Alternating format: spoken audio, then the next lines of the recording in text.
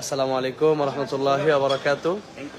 আলহামদুলিল্লাহ, আজকে আমরা সেনেগাল আন্তর্জাতিক পর্যায়ে বিশ্বজয়ী হাফেজ আবু রায়হানকে রিসিভ করার জন্য ইতিমধ্যে এয়ারপোর্টে এসেছি। তো বাজান, কেমন লাগছে আপনার বাংলাদেশে এসে অনেকদিন পর? এটা অনুভূতি শেয়ার করার মতো না। আমাদের শাইখ স্যার সাইফুল্লাহ মাদানী আছে। আমি সর্বপ্রথম আন্তর্জাতিক ক্রীড়া সম্মেলন ক্রীড়া সংস্থা বাংলাদেশকে আমি ধন্যবাদ জানাবো। তাদের সহযোগিতা ছাড়া আমরা সেনেগাল পর্যন্ত যেতে পারতাম না। আর বিশেষ করে স্যার সাইফুল্লাহ মাদানী, ওনাকে আমি অন্তরের অন্তঃস্থল থেকে আমি জানাই যে উনি এত বড় আঞ্জাম দিচ্ছেন যে বাংলাদেশের হাফেজদেরকে উনি বিভিন্ন দেশে পাঠাচ্ছেন, সেখানে যে এক নাম্বার হয়ে বিশ্ব জয় করে আসতেছে। আলহামদুলিল্লাহ।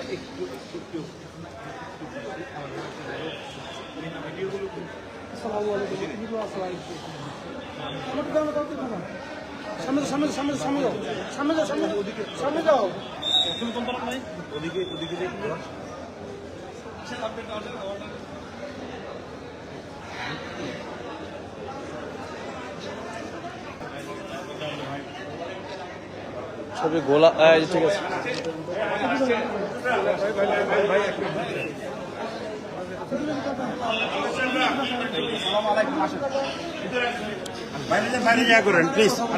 এখন থেকে আমরা বেরিয়ে চলে যাই।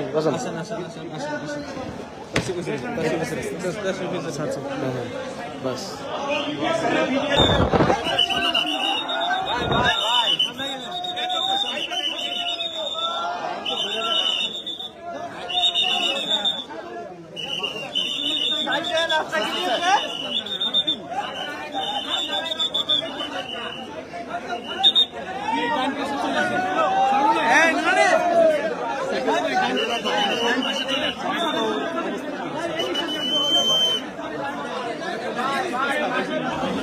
জি ভাই, আপনার অনুভূতি কি?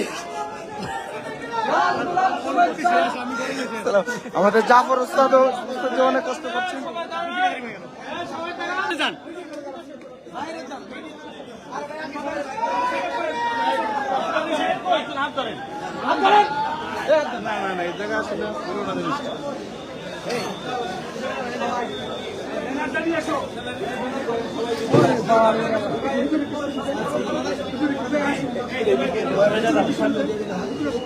ব্যানারটা কোথায়?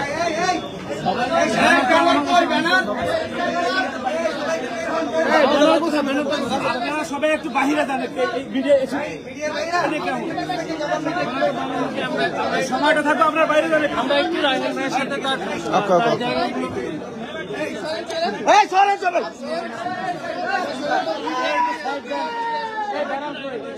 একটু সাইড দেন, ব্যানারটা দেবো ভাই।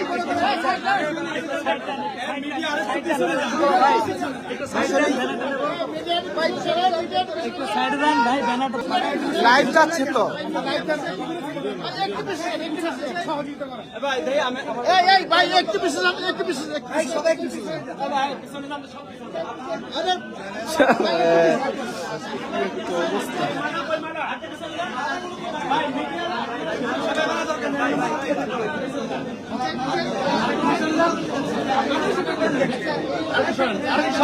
ভিডিও সুন্দর হবে।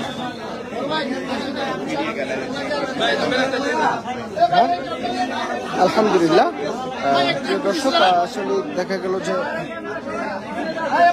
ঠিক আছে।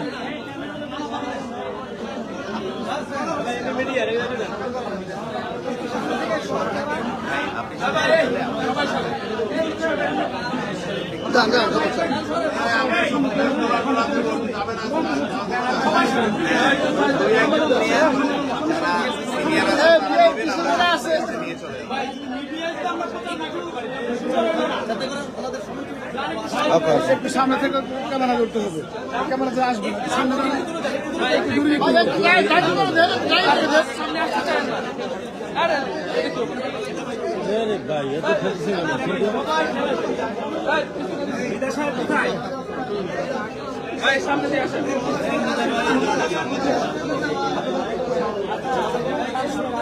আপনি আমার পরিচয় জানতে চাচ্ছেন? আপনার কথা বলি নাই। ওকে, হ্যাঁ ভাইয়া,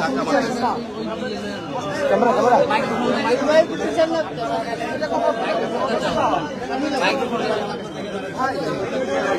আবার আগে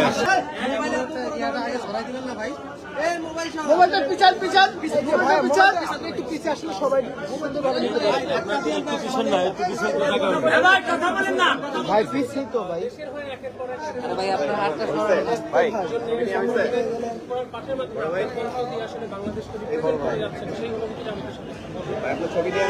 কিসের ছবি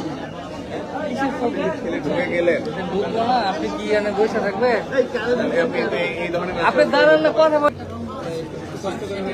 এই মোবাইল ভাই মোবাইলটা সরান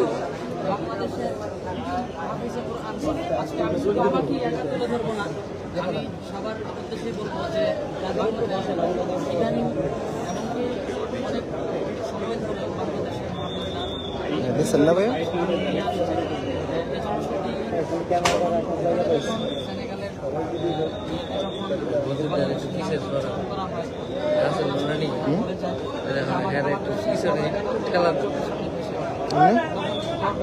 ওকে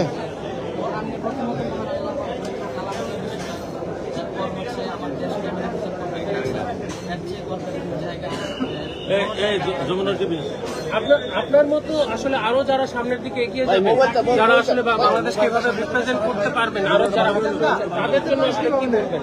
এই কেবলটা সরান আরে ভাই কেবলটা হাত দেখা দেওয়ার সময়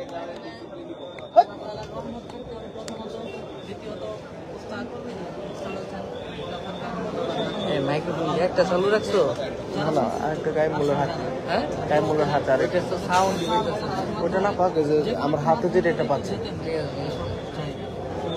যারা যেই সংগঠনগুলো আমাদেরকে করে দিচ্ছেন তাদেরকে আমি ধন্যবাদ জানাবো এবং ভবিষ্যতের জন্য যারা এই বুজুর্গদের একটু পিছিয়ে দিয়েছেন দেওয়ান দেয় না তাদের জন্য আমার থেকে দোয়া থাকবে যেন আমার ভাইয়েরা যেন দেশের মান-সম্মানকে আমরা সামনে রায়হান ভাইয়ের কাছে আরো কি কি ধরনের জিনিস পাবো দেশের জন্য? ইনশাআল্লাহ সেটা ইনশাআল্লাহ সেই ব্যাপারে রায়হানের তো অবশ্যই চেষ্টা থাকবে।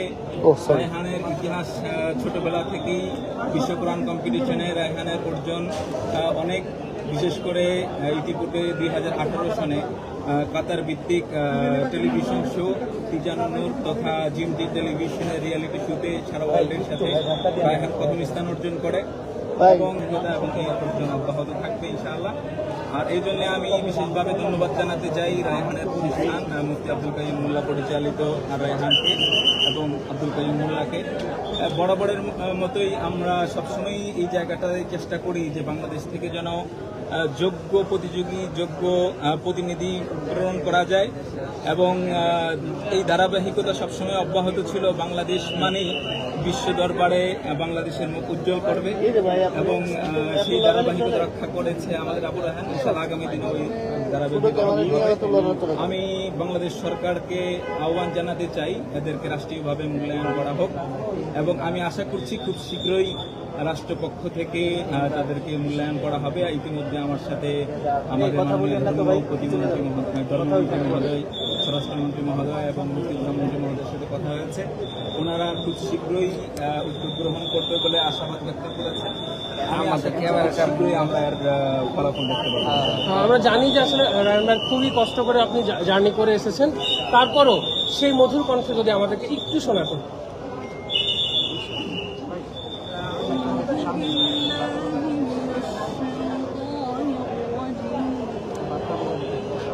কিছু করেন না ভাই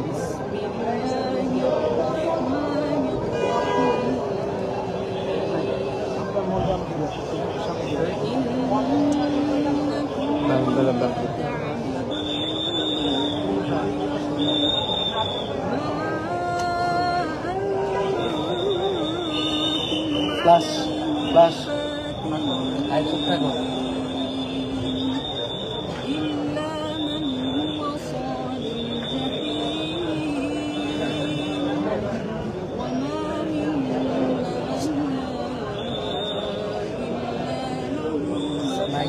মনে করেন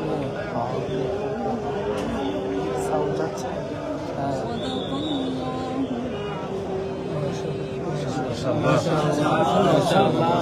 শিশুদের কিছু মানে পাশে দাঁড়িয়েছে অর্থ বাংলাদেশের অসহায়দের পাশে দাঁড়ানোর কোনো এ বিষয়ে কিছু বলতেন কিনা আপনি?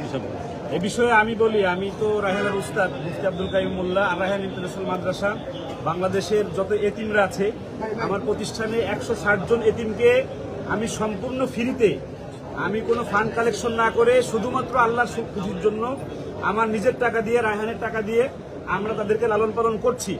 আর রায়হান ইন্টারন্যাশনাল মাদ্রাসা এবং রায়হানের আমার পরিকল্পনা আছে 1000 দুস্থ এতিম যাদের পৃথিবীতে কেউ নেই, তাদেরকে সম্পূর্ণ আল্লাহর জন্য পৃথিবীর শ্রেষ্ঠ মানুষ হিসেবে আমরা গড়ে দেবো ইনশাআল্লাহ। এবং আমি ওইখানে যে দান করেছি আমরা, সেটা হলো বলি, বাংলাদেশে এই প্রথম মনে হয় কোনো প্রতিযোগী কোনো দেশে যে 1 নাম্বার হয়ে টাকা পুরস্কার পেয়ে সেই টাকার একটা অংশ ওই দেশের দুস্থ মানুষদের মাঝে ব্যয় করেছে।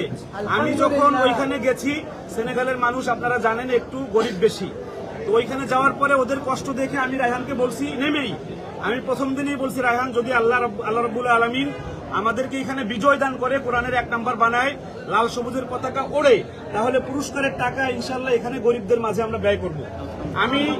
আমি ওর উস্তাদ হিসেবে আমি কৃতজ্ঞতা আদায় করছি বাংলাদেশ আন্তর্জাতিক ক্রীড়া সংস্থা বাংলাদেশকে, বিশেষ করে স্যার সাইফুল্লাহ মাদানী সাহেব।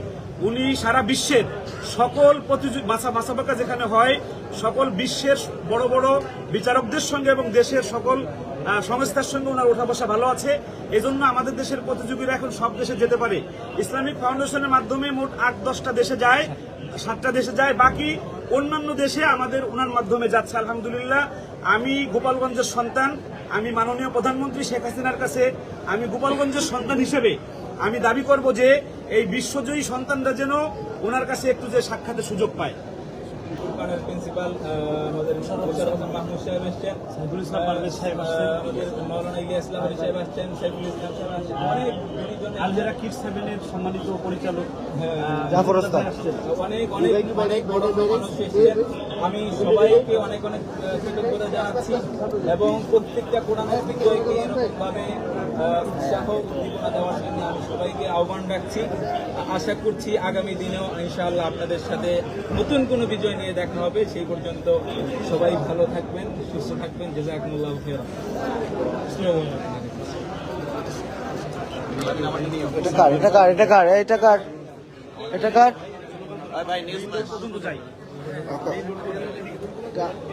অবশ্যই